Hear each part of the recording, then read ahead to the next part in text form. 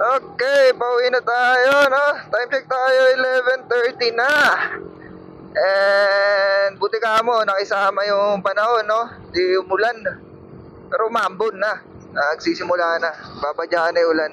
Sana hindi tayo butan, no? So, let's go! Ride safe sa atin. Yun, no? Racing, no? Nakasimula pa lang natin, no? Racing agad si sir. Yun. Topic natin is yung about do sa ano, yung budget nila sa bike lane na yan, yung nakikita nyo. Ang laki pala ng budget nila dyan. Nabasa ko na to noon nakaraan. Hindi ko lang din masyado na open topic sa atin dito habang bumabiyahe tayo dahil nga hindi rin tayo masyado makapag-record ng mga biyahe natin pa uwi. So, ngayon, 2.2 billion pesos daw ang budget na nagastos nila rito sa bike lane na yan. Grabe, no? 2.2 billion. Walayo mo yun. Samantalang sa motor, alam ko, nung napanood ko yung post na yun, nasa around 600k lang ata. Tapos, maiksi lang yung nagawa nila motorcycle lane na. Check natin, check natin nga mamaya, no? Kung magkano yung nagastos sila sa motorcycle versus sa bike lane. Pero mo, 2.2 billion para sa bike lane. Grabe, no? Mahal na mahal nila si bike. Dahil nga daw, may nagsabi, nakita nga ako nag-comment na parang ni-endorse kasi nila yung parang eco. Ganon, eco tour ba? Parang eco-friendly yung bike. Pero, kailangan mo ba talagang gumastos ng 2.2 billion para ma-endorse mo lang na eco-friendly? Diba? Samantalang ang motor kawawa. Okay lang, wala namang problema doon sa 2.2 billion, diba? Kung may nilabas din silang budget para sa mga motor.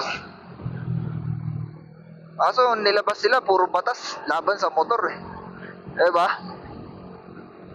Kaya talagang maraming aalma, maraming magagalit. Di natin alam. So, abangan pa natin. Tingnan natin kung ano pa mangyayari. Malay nyo, di ba? Biglang magkaroon tayo ng sarili nating expressway. Puro motor lang. Tara na. Malapit na tayo sa SM Santa Mesa. Palabas na tayo at medyo umambon. So, let's go. Ride safe sa atin. TOTR, meron po kayong budget para sa bike lanes. Noong 2022, 1 billion, 2023, 700 million, 2024, 500 million. A total of 2 billion, 205 million pesos. Tama po ba ito?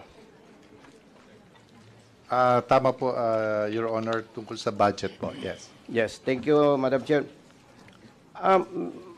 Siyempre, in every project, pinag-aaralan po natin yan. Tama po ba? Yes, Your Honor. Tama po kayo. Malaman po ba natin kung ilan ang datos ng bicycles nationwide? Sa datos po ng bicycle, I don't have the number at the moment po. Pero once I have it, ipaparating ko po agad sa inyo, Your Honor. Kailan po natin malalaman, Madam Chair? Siguro give us...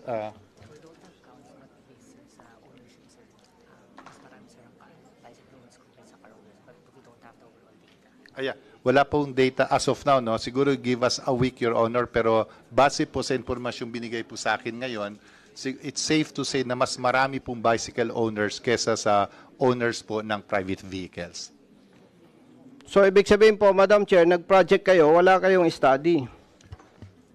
Kasi basically, siyempre, ang pag-aaralan po natin, yung volume of bicycle riders.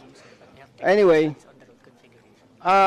Madam Chair, pwede bang malaman sa LTO, ilan po ang registered motorcycles nationwide?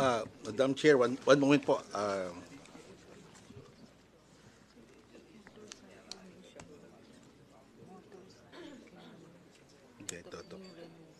Dito. Ayun. Ito 8 million. Oo. Opo, mabigit kumulang po mga 8.4, 8.5 million po. So, yan po yung registered motorcycles. Tama po? Opo. Tama po ba sabihin na more than 10 million ang motorcycles to including unregistered units? Tama po? Yes po, Mr. Chair. Thank you, Madam Chair. Madam Chair, nabanggit ko lang po ito. Ang motorcycles nationwide is more than 10 millions. At hindi masagot kung ilan yung bicycles sa ating bansa. Pero meron silang pondo na ginagastos na more than 2 billion pesos. Ang tanong po, meron po bang plano ang ang DOTR para bigyan din ng atensyon itong motorcycle lanes? Meron po, wala? At the moment, wala po tayo pero base po sa ating usapin ngayon at sa ating secretary, kailangan po natin magkaroon ng studies po para magkaroon din po tayo ng sapat na atensyon na ibibigay natin base po sa pangangailangan ng motorcycle sa ating kalsada.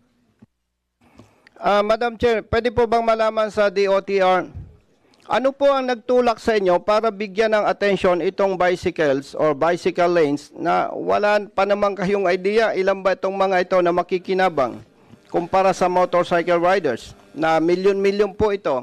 Ano po bang nagtulak sa inyo?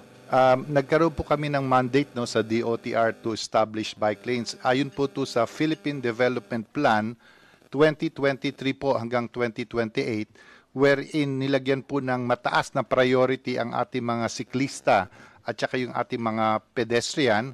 Kasama na rin po dito yung National Transport Policy na nagmamandato sa ating gobyerno na gumawa po ng tinatawag na active transport infrastructure. Ito po yung mga bike lanes sa national roads, city roads, para magkaroon po ng daanan yung ating mga siklista at saka yung ating mga pedestrian. Doon po nanggagaling, Your Honor. Yes, pero kung titingnan natin, Madam Chair, tayo araw-araw na biyahe. Parang bilang lang sa daliri yung mga siklista compare sa motorcycle riders. Madam Chair, may nabanggit po ang DOTR, meron na silang na-complete na project. It's around 800 kilometers. Totoo po ba? Yes, Your Honor. As of today po, meron tayong 800 kilometers. Ituloy ko lang po, yung ating programa po is, ang ating pong plano ay umabot ng 2,400 kilometers po na bike lane sa buong bansa.